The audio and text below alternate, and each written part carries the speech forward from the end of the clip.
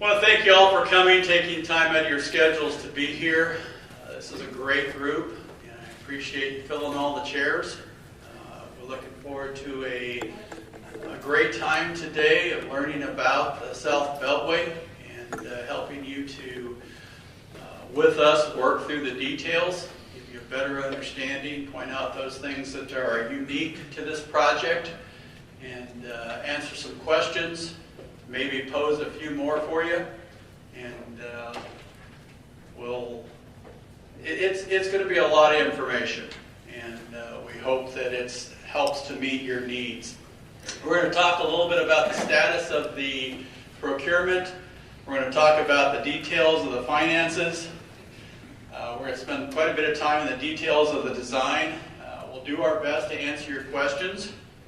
And the intent of this meeting is to present to you the things that make this project unique in Nebraska.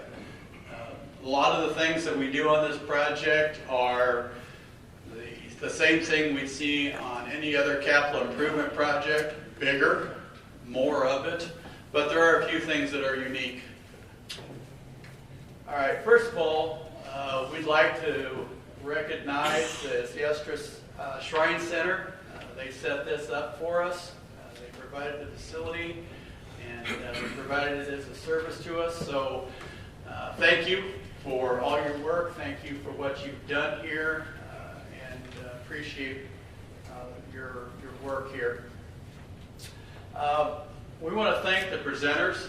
We have approximately 11 divisions from the Department of Transportation, as well as presenters from the U.S. Department of Transportation, the America Bureau, who will be going through their presentations today and helping you understand some of the unique features of the project. And so we'll be introducing them in just a minute. Lastly, I'd like to point out that we intend to take these presentations you'll be seeing today, and we'll be putting them up on the web. And we're going to try to match the audio files to the slides, and we'll hopefully have that done within a week and up on the internet within a week.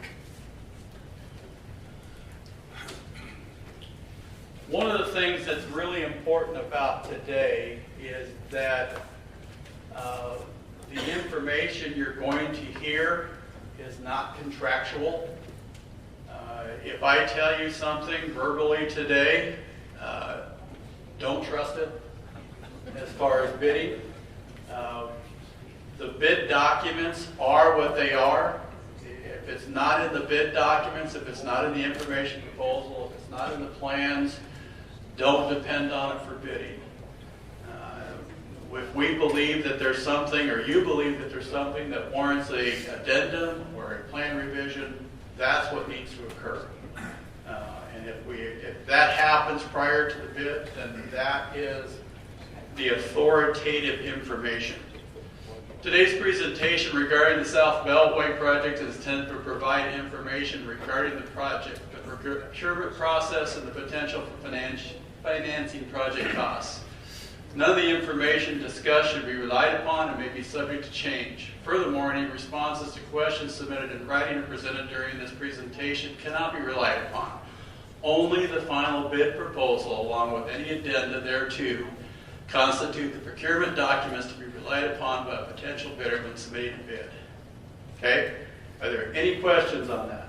That's a very important point as we move forward. We're not going to provide you errant information.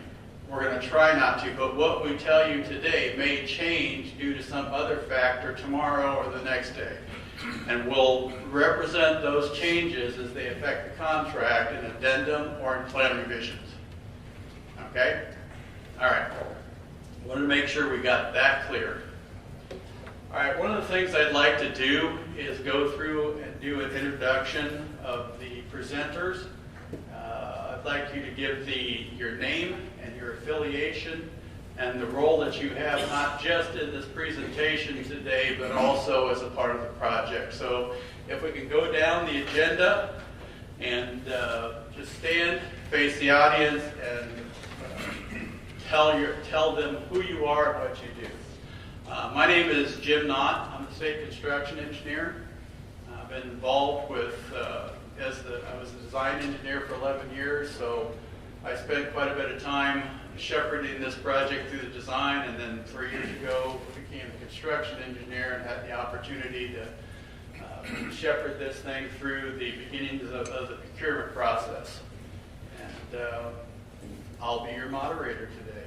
So the next one would be Lynn. I'll speak really loudly. Lynn Heaton, I'm the department's chief financial officer. Been with the Department of Transportation for about almost a year and a half. Prior to that, I spent about 22 years in the Department of Administrative Services State Budget Division as Deputy State Budget Administrator, and also worked in the legislature for a few years before that. And I'll be talking about the special provisions and the payment provisions in the bid proposal. I will be followed by Vishal Joshapura of the U.S. Department of Transportation. I'll let Vishal on.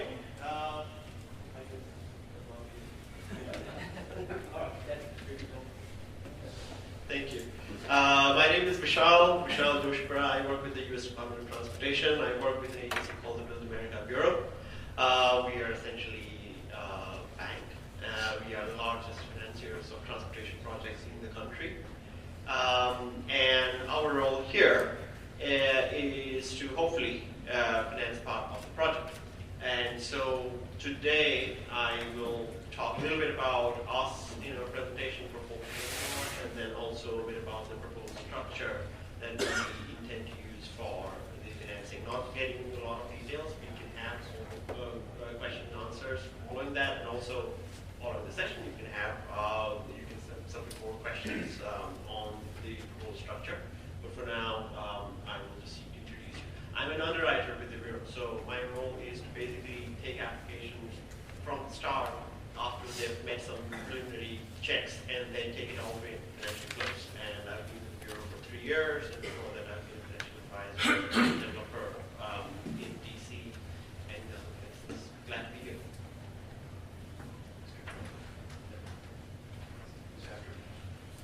I'll take care of it.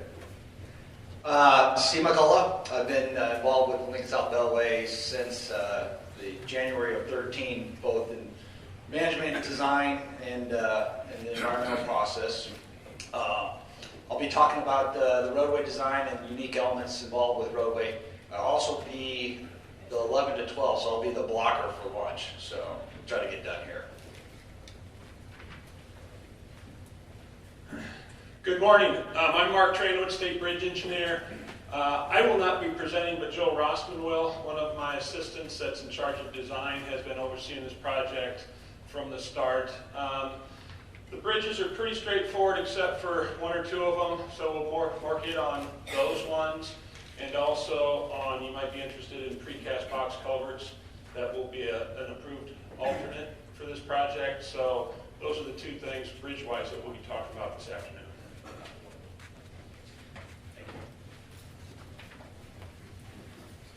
Mark Lindeman, Materials Research Division. I'm the geotech engineer for NDOT. Be talking a lot about the grading, pile testing, some of the settlement issues, and ground improvement for some of the structures. And we'll be providing guidance during the project for foundations and monitoring the delay periods. Okay.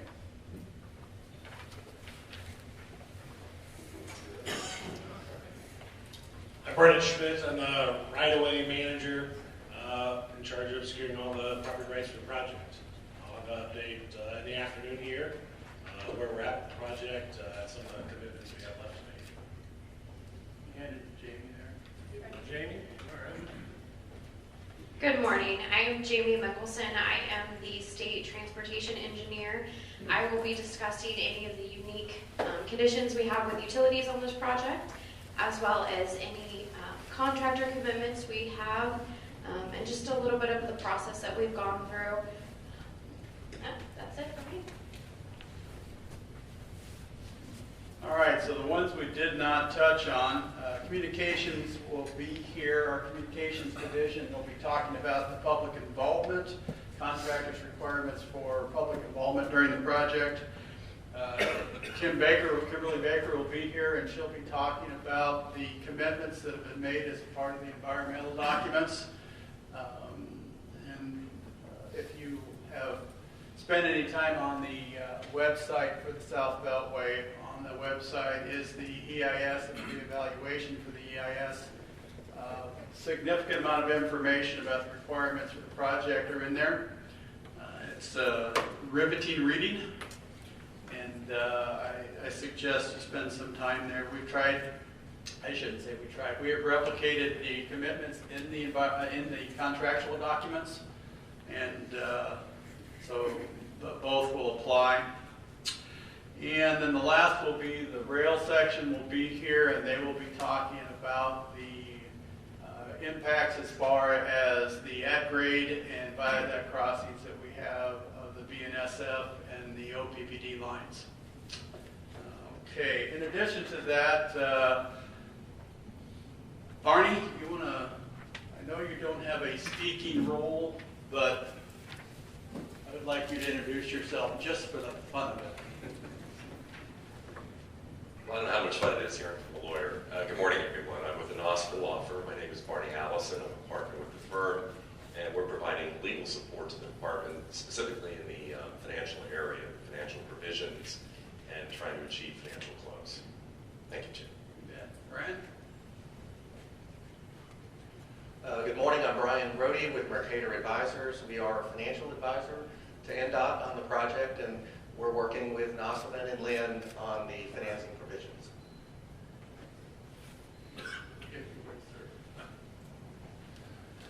Joe Erning, Division Administrator for Federal Highway. We obviously this Lincoln South Beltway is a federal aid project, so we have stewardship and oversight of the project from a federal perspective, as well as part of the financing. Thank you. Did you want to? Okay. The only one that gets a choice. All right. In addition to that, we have many other people from the department here who are available to answer questions if you have questions. We have two of our deputies here, and Khalil Jabber, Mo Jamshidi. Very good. Okay, the agenda for this is the opening remarks. That's me. We'll be spending a significant amount of time in the financial provisions, and then we will go through the project specifics.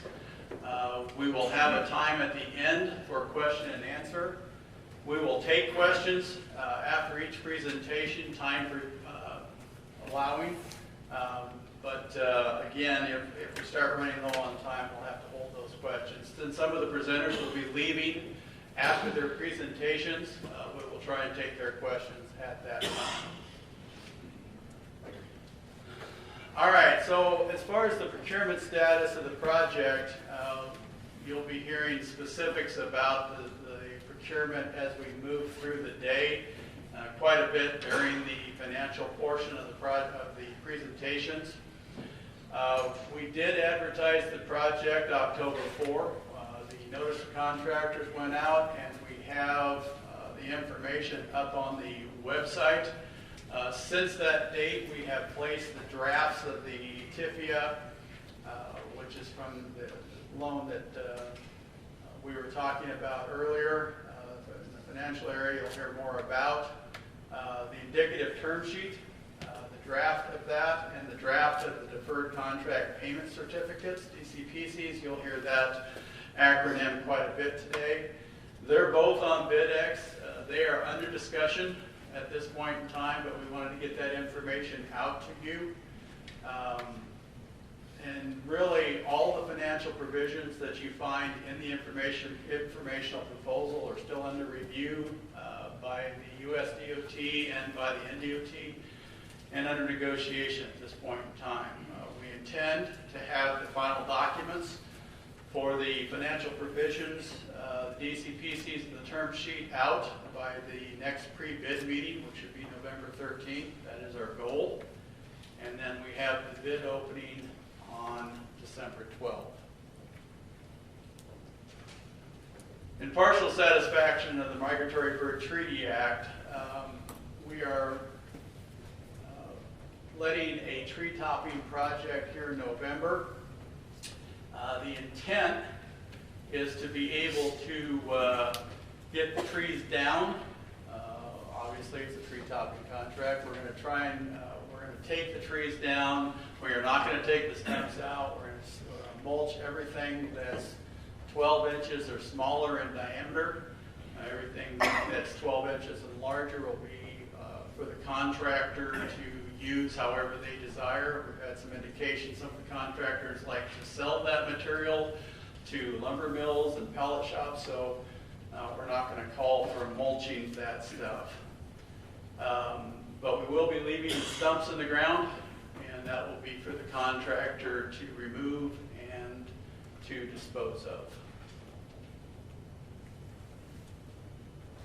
As we said, this contract timeline, we have a letting in December. Once we determine the apparent low, we'll notify that contractor and that they are the apparent low. They will have 3 days to provide the financial documents that are required in the informational proposal. Once that information has been reviewed and accepted by the department, the contractor will be notified that they are the low bidder, low responsible bidder, and that a contract will be forthcoming. They will have 30 days to respond by executing that contract. Financial close by contract must occur before or on March 31st, 2020. Our intent is to issue a notice to proceed by May 2020. A couple of things to note. As a part of the contract, when the contract's executed, as you all know, we have a contract bond which ensures the execution of the contract by the lowest responsible bidder. Once the contract is executed and we're heading towards financial close, the contractor will be required to provide a financial security that is either in the form of a bond or a letter of credit that guarantees that they will pursue financial close. So once financial close is achieved, then that financial instrument can be released, as was the contract bond. Okay, once we have notice to proceed, substantial completion as listed in the contract or in the informational proposal, which is basically, we call that opening the freeway, all lanes of the freeway.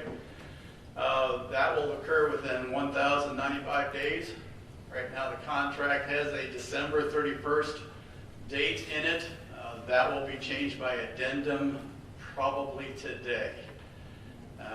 We have approval to go ahead and make that change. That has been our intent all along, to provide 3 years from the begin date. And so we will have 1,095 days, calendar days from the notice to proceed or the contract start date. And then full completion will occur in 4 years or 1,460 days.